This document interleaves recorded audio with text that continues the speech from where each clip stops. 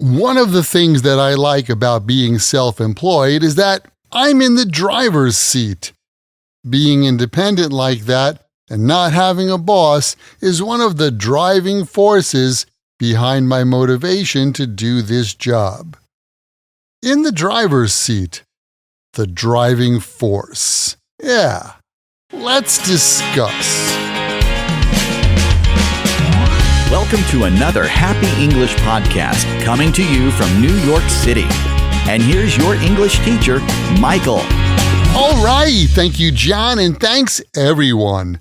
It's Michael here from Happy English, and I help people speak English better. This is Happy English Podcast, episode 744, Driving and Road Trips. For today's podcast English lesson, we're going to talk about something that plays a huge role in the daily lives of Americans: driving. Let's take a look at the importance of driving in American culture and the unique tradition of road trips. After that, we'll go over some idioms and vocabulary related to driving. Buckle up and let's get started. In the United States, cars are more than just a way to get from one place to another. They're a significant part of American culture and lifestyle. For many Americans, owning a car is considered essential, especially in suburban and rural areas where public transportation options are limited. The freedom and convenience that come with having a car allow people to commute to work, run errands, and travel long distances with ease. Getting your driver's license is one of the driving forces that transforms teenage life. Here in New York, you can get your driver's license at 17 if you take a driving course at your high school. I was determined to get my license as soon as I turned 17, because your driver's license at that age really drives home the idea that you're becoming an adult. Not to mention, it's the first symbol of freedom for a teenager. I'll never forget the feeling of freedom I had when I first drove my first car on the highway.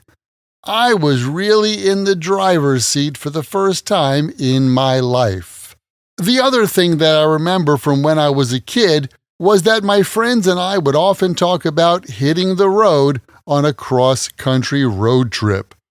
This concept of packing up the car and hitting the open road for a long journey has been a part of American life for decades. Road trips offer the freedom to explore at your own pace, stopping whenever and wherever you like. Even though we talked about taking a road trip, we basically drove as far as the beach and spent the most amount of time commuting to work and school. After all, I was just 17, and my parents were the ones who were really in the driver's seat in terms of where I could drive. The U.S. has a vast network of highways and roads, making it easy to drive from coast to coast. This car-centric culture has also given rise to the American love for road trips. Whether it's a quick weekend getaway or a cross-country drive, road trips are a popular way for Americans to explore the country, discover new places, and create lasting memories. And now, let's have a look at the vocabulary and idioms from this lesson. The first word is commute. And we use commute as a verb to mean travel between home and work or between home and school. We also use commute as a noun to mean the trip itself between home and work or between home and school. And, like many other verbs, we have commuter, which means the person who travels between home and work or between home and school. Let's look at some examples. I used to commute to my office by train, but now I work from home. In those days, my commute was an hour and a half one way. I remember I would always see many of the same commuters on the train every day. Up next, we have the idiom, the driving force. A driving force is a person or thing that has the power to cause something to happen. I mentioned in the story that getting your driver's license is one of the driving forces that transforms teenage life. This means that getting your driver's license moves you from being a teenager to being a young adult. Here are some other examples.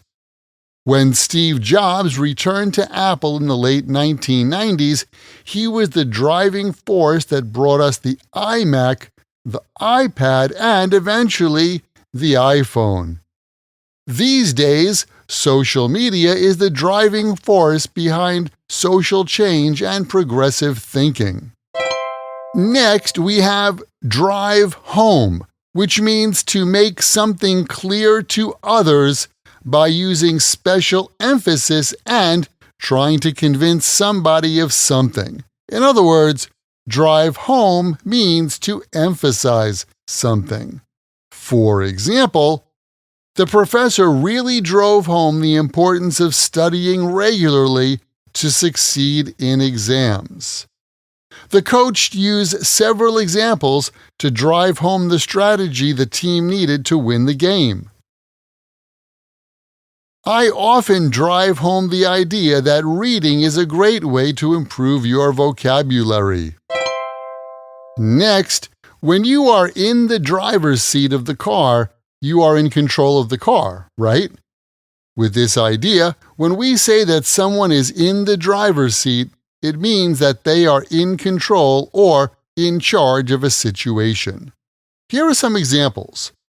Since he started working remotely, Jake is in the driver's seat of his daily schedule, allowing him to balance work and personal activities more effectively.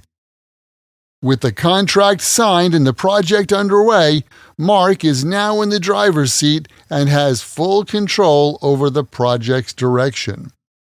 More than her husband, Lily is usually in the driver's seat when it comes to making decisions about family activities and vacations. The last one for today is hit the road. And hit the road actually has two different meanings. In the story today, I talked about hitting the road on a cross-country road trip. Hit in this case means to begin, and hit the road means to begin a journey or start traveling. For example, we should hit the road early today to avoid the traffic. After saying his goodbyes, Neil hit the road for his vacation. Let's hit the road and see where the day takes us. We also use hit the road as a casual way to say we want to leave or as a way of telling someone to leave. Here are some examples. It's getting late. I think I should hit the road. I am really tired because I hit the road very early this morning. Hey, hit the road and stop bothering me. Keep in mind, the best way to remember this and any other word or phrase in English is to take that word or phrase, write it in a sentence that's true for you or true in your world, and then memorize your sentences. Hey, did you know that you can get the chance to practice this kind of English with me directly? You can get more practice using your English when you join my Podcast Learner Study Group. There, you can make new friends. Join us for live group lessons every week where we practice these podcast lessons together.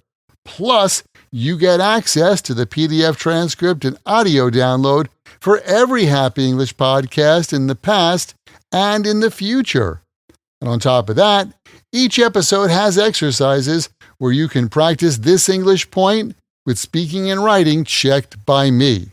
To learn more, just visit myhappyenglish.com and choose podcast lesson 744. Remember, learning another language is not easy, but it's not impossible, and I'm here to help you on your journey. This podcast was brought to you by Happy English.